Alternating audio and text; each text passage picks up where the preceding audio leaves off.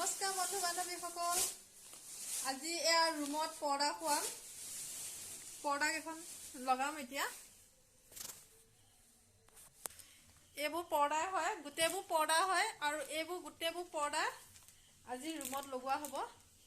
ৰুমত এয়া লগোৱা যাব। এইবোৰ গোটেইবোৰ পৰ্দাই হয় দেই। কেনেকুৱা লাগিছে আপোনালোকে ক'বচোন, জনাই। এইবোৰ পৰ্দা হয়। এইখন চাক লগাইছোঁ, এইখন কেনেকুৱা হৈছে।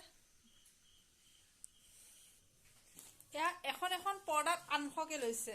যে এইখন পৰ্দাতে এতিয়া অকল ছিংগুল এখন পৰ্দাত 800 টকা হৈছে।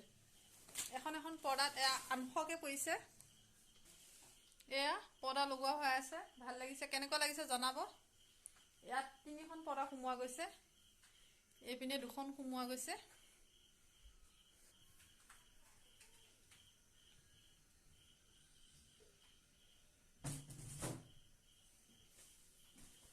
আজি পৰ্দা লগোৱাই কাম কৰি আছোঁ বাৰু।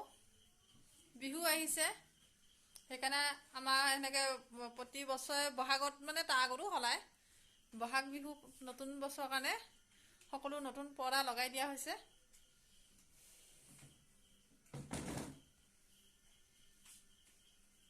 এইপিনেও লগোৱা হৈয়ে আছে বাৰু, এইপিনে আন্ধা হেৰি হৈ আছে।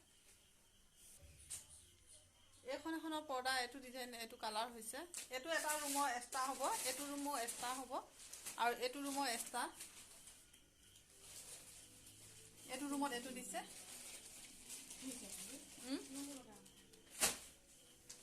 বন্ধুসকল, এতিয়া এইটো ৰুমৰ পৰ্দাখিনি লগোৱা হ'ল।